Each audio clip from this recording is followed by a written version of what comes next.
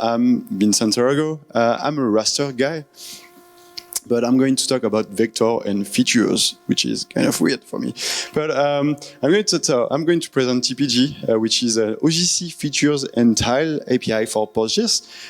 This is not my project; it's a project we've been working on at development seed with one of my colleagues, David Bittner. So that's really just really a good teamwork we did with this project. So yeah, I'm a geospatial engineer at development seed, and yeah. I do a lot of things. So there are a lot of OGC tile or feature server that already exist. And like this is just a small list of like what you can find on GitHub. And so there are at least 6 or 7 OGC tiles or features service that already exist. And so the question is why I'm here today to talk about the new one. And I mean, I love doing new things, and like those are great. But yeah, I just love doing things myself. And with David, but I will show some things that we implemented in our service that might not be in the one already existing. And but those are really great. Just wanted to mention that TiPg is not reinventing something. There are already other production-ready OGC features and tile servers that exist. But yeah, TiPg is just a new option that we present. And so why another one? We wanted to write something in Python using FastAPI built on top Postgres. And because at Development Seed, we do a lot of we are a service company, and we develop a lot of API for our customers, and most of them usually use Python. And having and using FastAPI, you can plug application to another application to another application. So it's really easy to merge all your Python application together using FastAPI. And so that's why we wanted to write an OGC feature and OGC tile layer, tile server with Python and with FastAPI. But the goal was not just to be that. We wanted also to create a project where people could use it and customize to create their own server. So TiPg is just not like a service that you are going to use. It's something that you are going to utilize and customize and to create your own tile server or own OGC features server. So in addition to the customization part, we wanted to ease the integration. So using FastAPI, you can easily integrate TiPg service into your own FastAPI application if you are already using FastAPI. But we also wanted to make something that is performant, and using Postgres and FastAPI and Python, it works well. So yeah, TiPg, so vector and feature, tile and feature service, fully open source. Everything is happening on GitHub. We just released the first version 2 weeks ago, and we are using it already in production. But the truth is, we didn't just started TiPg a couple of weeks ago. We started those projects. The TiPg is the result of merging 2 projects, TMVT and TFeatures. TMVT was our OGC tile service, and TFeature was our OGC feature service. And we ended up like in a lot of our projects having to merge those both applications every time. So we just were like, okay, we should just build one where you have the option to deploy both features and tile APIs together, or just choose the one that you want. But like we ended up having code duplicated in both of those projects. So it made just sense to have everything in one place. So the tiles and feature service in one project. So yeah, TiPg is the result of the merge of those 2 earlier projects. And we also have another tool called TiTiler, which is the thing that I use most, the Raster tiling service. And so we took everything that we learned building TiTiler to try to also apply those things that we learn in TiPg. So again, trying to really make the application customizable and to ease the integration to user APIs. So I talk about OGC. Maybe some people don't know what is the OGC. OGC is the Open Geospatial Consortium. They make specification, they write specification, and that will ease the integration into companies or to organization. If you have a service that follow the OGC specification, it's like something that is great, because then like it's something official, and it's easy to use, it's easy to integrate into other services. So, and TiPg implement 3 specification: the OGC tile, OGC features specification, and the OGC common, which is like the top level specification. So this is the OGC spec that TiPg implements. So the common is something that like went out like couple months or years ago, and OGC feature and tile service just like it's pretty new, like couple months. I mean the official feature specification, and so we are not implementing every specification, but we choose to implement the one that makes more sense for us. And so the OGC part 1 and part 3 features specification, and we specifically didn't choose to implement the part 2 specification of the OGC features, because it was dealing with CRS, and we thought that right now it's using CRS into a GeoJSON feature API is kind of tricky. So right now it's not available in TiPg. It might be in the future, but we specifically choose not to do it yet, but it might happen at one point. And the OGC tile API is something that just came out a couple months ago or so. So it's we really wanted TiPg to really enable the respect this new OGC tile specification. So yeah, so TiPg. Endpoints for features and endpoint for tiles.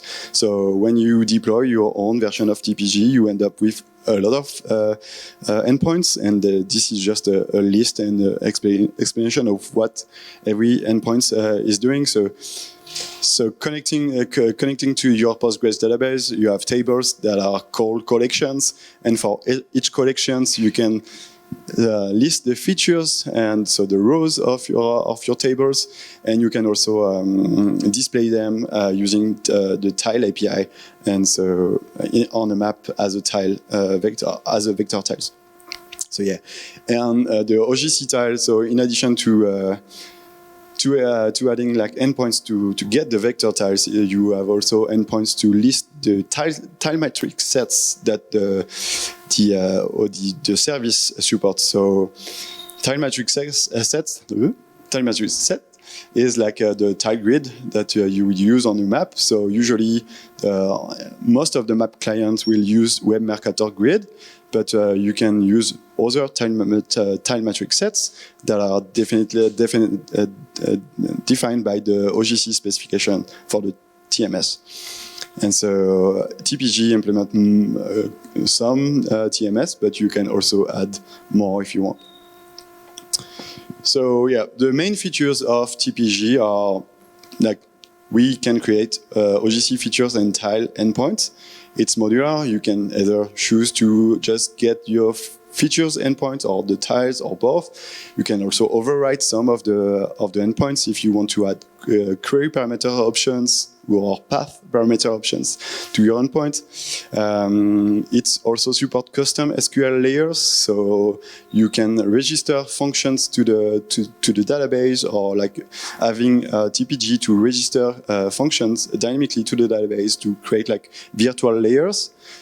We also support non-geo tables, so you can have features that are without geometry columns. You can also select geometry columns dynamically. So if you have, like, let's say a row in your table where you have a centroid or like a polygon associated to the row, you can select dynamically which one you want for display.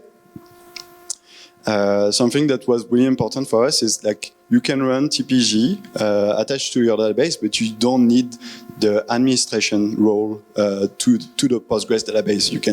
You just need the executable role. I don't know. I mean, I'm not a Postgres expert, but That's what David told me. So you just need like to be able to execute some function to the database, but you don't need to write to the database directly. And we support multiple tile matrix sets via another project we call Mercantile. TiPg comes with a simple web viewer that's really nice when you just want to debug some stuff. Again, we developed TiPg to be really customizable, and so you can take some parts and put some parts if you want. Yeah, something that TiPg for us, like, we don't want you to fork the project. You can do if you want to contribute to the project, but like, we want you to just install TiPg and then use it in your own application. So you do pip install TiPg and you can recreate your own application or use the one we provide by default. But it's really, the goal is really for you to create your own to make it, to customize your own application. But if you install TiPg, you can like run it directly using UVcorn or use Docker if you want. And then when you do that, you can access the HTML endpoints that we provide by default to go through all the endpoints that are available through TiPg. So that's just so because we are using FastAPI, FastAPI provides like automatic documentation for all the endpoints. So it's really nice. So you have like an HTML web page where you can see all the endpoints, see what are the parameters that the endpoints need, what are the response schema that it uses. So it's really nice. So yeah, that's just a set of endpoints that you can that are provided by TiPg by default. And yeah, so pretty much it. So you can filter collections. You can see the collections. You can see the items for each collections on the map. You can display you can get like information about tile sets. And you also get a nice small web viewer for the tiles, for the vector tiles. And so what I was saying before, like we don't want you to fork it, we want you to install it using PyPy module, and then we don't see anything. But this is just like it's 20 or 30 lines of code that will create your own TiPg application with all the endpoints that you want. And something that is important, it's like TiPg comes with a set of endpoint factories, and that's the endpoint factories that you will use to create your own endpoints. And so this is the three important lines of the block I showed before. So that's how you create your own FastAPI implication with, for this case, only the OGC features endpoint. So you create first a FastAPI application, and then you register the endpoints to the application. So what I was saying is like you have three factories to create the endpoints. You can use the OGC feature factory to only get the features endpoints, the OGC tile factory to only get the tiles endpoints, and then we have a global endpoints factory to create both features and tiles endpoint. I was talking about SQL layers. So there is so again, you can register in advance in your database if you have the right access to that database in your schema. You can register SQL functions that if they follow like a small specification, like it has to return a set of, and you have to have name arguments. Like those functions can like be seen as collections in the endpoints, and so in TiPg. And so this is just an example of like how you can create functions, and those will appear as regular collection in the TiPg collections. So that's just an example, but we don't say anything. Again, SQL functions, like custom SQL function, can be pre-existent in your database, or you can tell TiPg to register the functions dynamically to the pgtemp schema at startup. And this is just an example of like customization. So before we were seeing the HTML viewer, so this one. So So you can customize every part of it. So there we just see that there is a different icon on the top for the EO API project.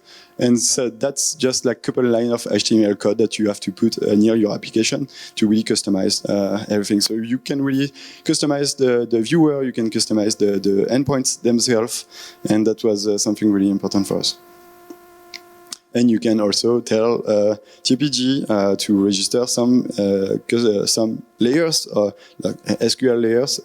So that's just another example.